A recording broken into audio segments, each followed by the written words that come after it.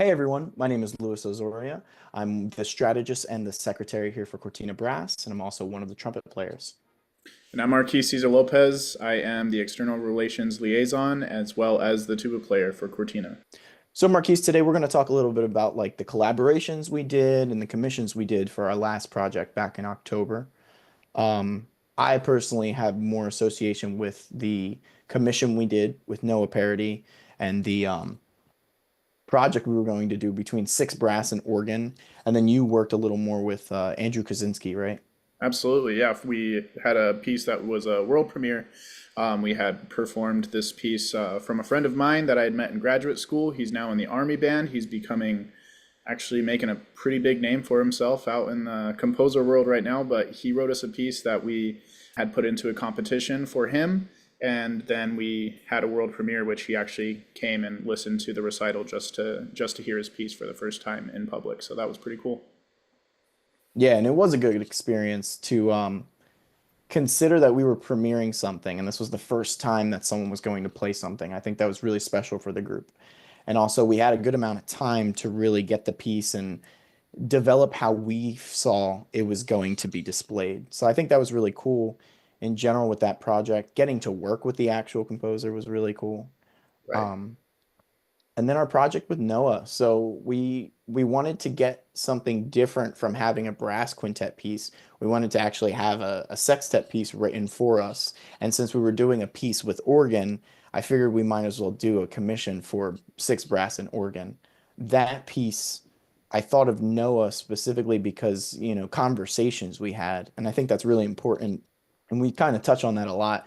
You and I really believe in the person and kind of their lifestyle influencing the way they are as artists.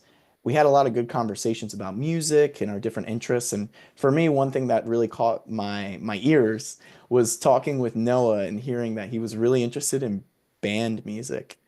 And like we both went to Peabody, we both know that there's a very strong influence of orchestra and orchestral preparation. So to meet someone that was so fascinated and like really knew his stuff about deep band cuts, I was intrigued, especially as a brass player. I feel like obviously there's all these great moments in orchestra, but in band you're playing all the time. I think there's great moments more often in band music, but sometimes it gets overlooked. And then also Noah's written for organ. So I found this, beautiful mold of like, oh my gosh, a person who loves band, has a good appreciation for brass, wrote a lot for horn, and then also has influence with writing for organ. That's a very fair point, and that's really cool. The way that you had worked with Noah was it was so cool to see on the sense of like you did it in like the philosophical realm and he had an idea of what it was. Whereas like when I was working with Andrew back in when we had first started talking about doing a piece, this was he didn't have a lot of experience playing for brass and so like he used to sit in on my graduate brass quintet and just listen to us play so we could get an idea of like the sound that he wanted and then he created something and came up to me about it's probably about a year ago at this point where he had just sent me this piece. He was like, "Hey, I know we've been talking about it, but I have this piece for you. Would you be interested in taking a look at it? And if you guys have time, I would love to see if we can get it recorded and to put it in for that competition." But he did it based off of listening to us rather than the actual. But at the same time, when we got the music, he came into our rehearsals and we played it for him after a couple of times of preparing with the group itself, obviously he was able to sit in and like take notes and give us notes of like this is what I was thinking in this moment. This is where I need someone to kind of speak out more. There's a part where there's tuba and horn kind of playing kind of like counter melody together, and he was kind of like coaching us exactly of the movement that he wants, which was really awesome to get that hands on with a composer that wrote a piece. So Yeah, definitely. I know, different sections of the piece, we all had our own interpretation of what we thought it was.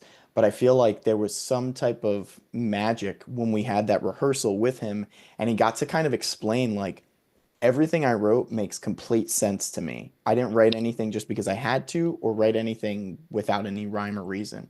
So as he started giving the breakdown of like, well, for me, this is all about this section of my life and, losing any hope. And then This section's about like, I just want to dance, man. I just want to have a good time. And then being able to really think about like, okay, how do we express these emotions to the audience? I feel like that made things click in a different way where his vision has to be incorporated because it's his imagination that really created the piece. And then like us presenting it, what I think of as kind of like the art form, and like it depends. Are you using pencil on paper or using watercolor? So I think that mold of us finding that in between and performing the piece was beautiful. Absolutely. And it's something to say too, is like, is as the piece evolves, like we're always growing it with the thought of what he had in mind from that time that we worked with him. Like we Yeah. had a rehearsal a month ago and we were able to grow even more into the piece in a way that we afterwards we were like, oh wow, this is getting even better. Yeah. And to think about the contrary, like Noah and I, we didn't really know each other. We just had a lot of intriguing conversation because we worked together at Peabody. And when I asked him, "Are you interested in writing a piece for brass?" It was very like, what are you looking for? He didn't know what the group sounded like. He didn't know anyone else in the group. He's never heard me play trumpet. It was really just a shot in the dark. And, to think about, we had two different influence of one person who specifically had relationship built with a person in the group Mhm. and, took time to sit and listen to the person play and, really interpret like, what do I want to write for them? And then on the flip side, we had someone who said like, what are your interests? Okay, this is a whole sketch that I have of like how I would write my brass quintet piece. Well, brass sextet. And then he just wrote it. It wasn't from the sense of like, oh, well, this is what you guys specifically wanted and this is how you play and I really like the trumpets in this group and I wrote this for you. It was literally like this is the canvas and I just drew. And now I want to see can you guys fill in the color, you know? Um a lot of contrast between the two collaborations we had. Yeah, I definitely remember. I think it's important to kind of talk about too. We've touched on this with some of our other series that the people that are watching this will see. That includes the contract negotiation and programming. But the Noah parody piece was originally written for the recital that we gave in October, and there's a lot that we learned about putting together this commission, specifically when it comes to working with everybody, understanding timelines, seeing when things can be put together. We ended up putting it off for a little bit. It just wouldn't have been put together in the right way, and we didn't think that we would be able to represent it as well as what we could have. And so at this time, we ended up meeting up a month later with Noah and doing a recording, and we are now working on a project in the future to be able to have the world premiere of this piece as well. But that gives us more time to put it together. It is a little bit more intricate, and there's a lot more moving pieces in the sense of it is a brass sextet as well as organs. So having that rehearsal time is not as available as, when we had the Kosinski, which was written for brass quintet, where we have all available members at the same time to be able to just meet every couple weeks. Yeah, that's definitely true. And it's interesting to think about, at the end of the day, we didn't play this commission yet. Um, we planned to have it for this project, but it didn't even work out. And it's not necessarily that it's gone. It's just that, there's another time that we plan on using it. Um, but that also gets into some of the aspects and the contrast between our two collaborations. Ours between Noah and I it was more formal because we didn't establish a relationship. I had to ask him his price. He wasn't going to write it for free. He didn't really have that relationship with us yet that he wanted to write for us. And what's funny is now he's telling me like, man, we're homeboys now. Like me and your group. We've recorded together. We took time to work on this stuff together.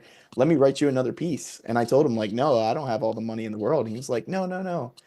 We can figure that out or we can, I'll write you something just cuz, now we establish that bond. But initially it was very, very concrete. He came with his contract and I had to bring it to the group. I needed everybody to agree on the amount that we were going to pay, the requirements, and some of his demands. I mean, he said, I want a recorded piece. He wanted to have an example of his work when we ended up not playing it, there was a section that said like this would be premiered by a certain time.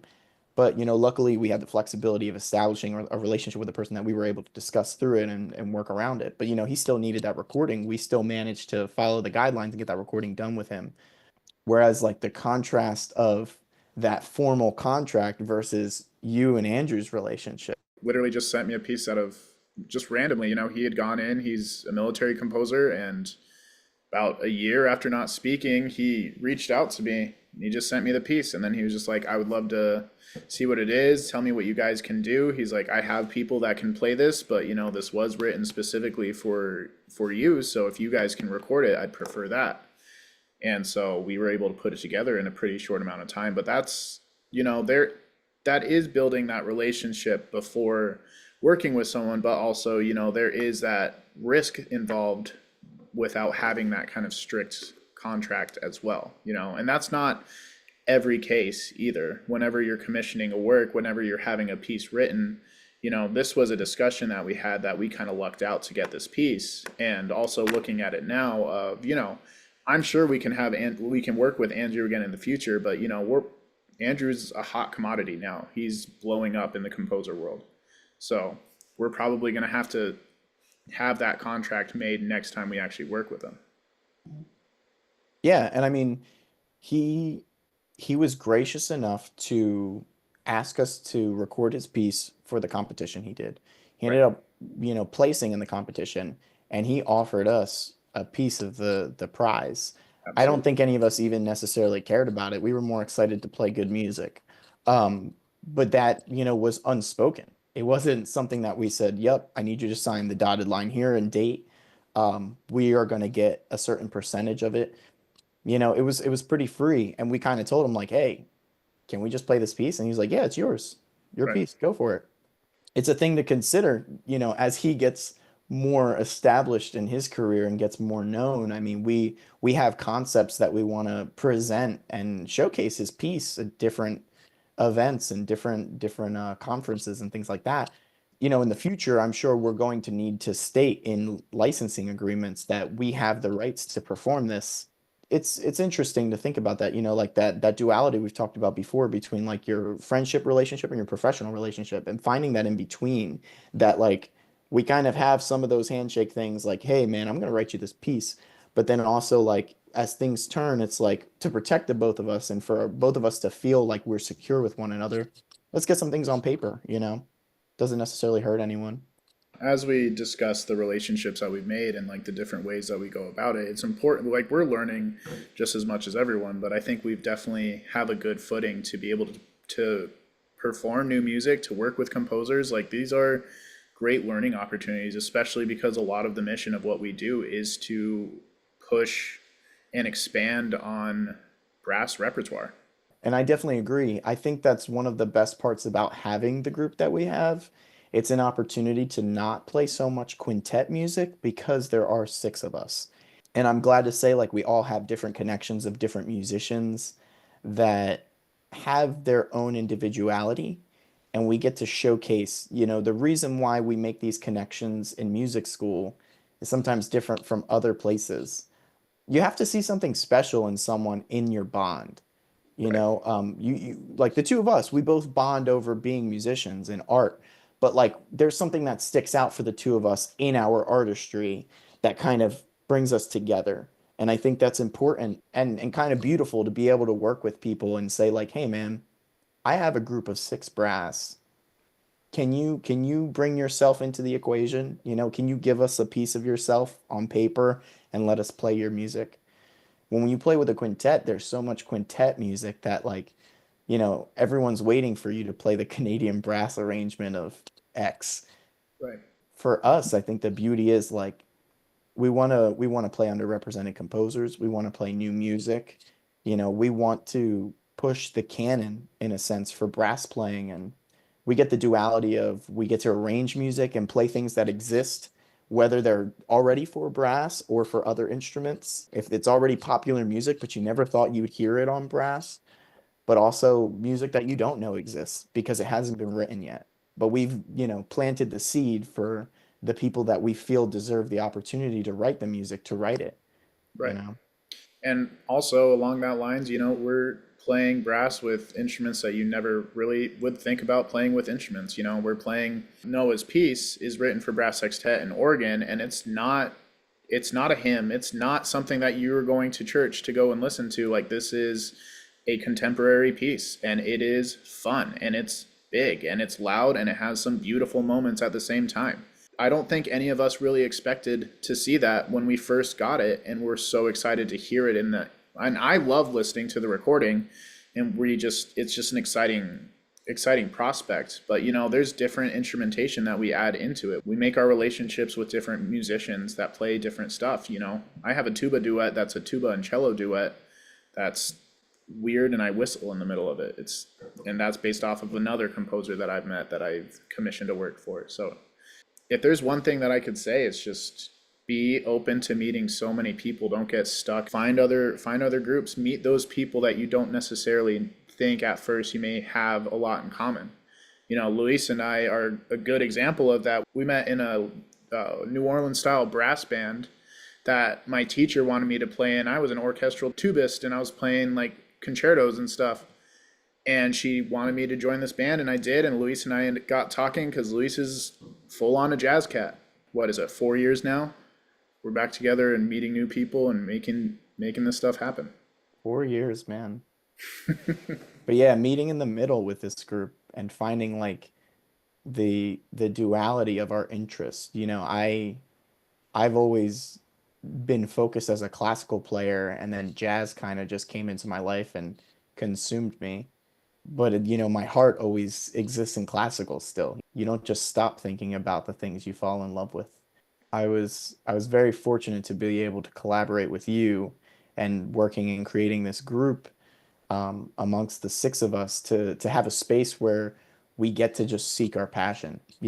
And for me personally, like I have a passion for people. I love working with people, and collaboration is so cool in that sense.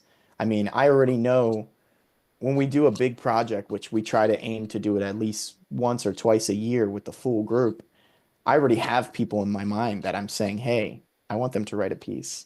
I mean, my friend Tom is one of the best examples of this. Met in undergrad, and we've just been like soulmates in music. I don't know what he sees in my playing, but there's something he loves about it. But I love his writing. I always find his music to kind of bring out the best in me. And I already asked him, so when are you going to write a piece for this group? And he's like, dude, name it. I'll write it. And it's a different perspective than what we've had so far. So far, we've had two pretty classically trained composers, and I don't know, that doesn't necessarily mean their influence has only been in classical, but um, Tom's very opposite. Did an undergrad in composition, but focused on jazz, and then did a master's in jazz composition. To see that lens, how's that play out for six brass? One person being, jazz influence and raised in a jazz background, but five other people coming from an orchestral background. Let's see where we can meet in the middle there and find how do we make something ours. It doesn't have to be classical, it doesn't have to be jazz, it just has to be music. you Has know to be music, just has to be us. Just has to be Cortina Brass. Cortina Brass. So yeah, one last thing I would say is, collaborate, commission, Be ask. curious. Would you say be what? Be curious. Be curious. Yeah. I mean, every time I meet a composer, I immediately think like, have they written for brass? Would they be interested in it? I mean, I'm always just curious about people in general and to get to know their story, get to know who they are, because you never know. It's always cool, especially in the music world, especially with what we do. People have just so many different reasons of why we do what we do. So yeah, so we're gonna go ahead and wrap up this reflection. So on this video, we're gonna go ahead and add the links for Andrew Kosinski and Noah Parady and their respective social medias and websites and whatever they have available. Take a look at Andrew Kosinski's Brass Quintet #2 on our YouTube page. Exaltation Hymn by Noah Parady will be coming out shortly within the next, well, maybe not shortly, maybe in the next year. It'll be premiered within the next few It months. will be premiered in the next few months, and we will have a recording out hopefully shortly after that. Follow us on Cortina Brass and all of our social media. If our website's not out by the time this video is out, it will be out shortly. It's great to see you all. I'm Marques Ceasar-Lopez. I'm Luis Ozoria, and take care. And you're watching Disney Channel.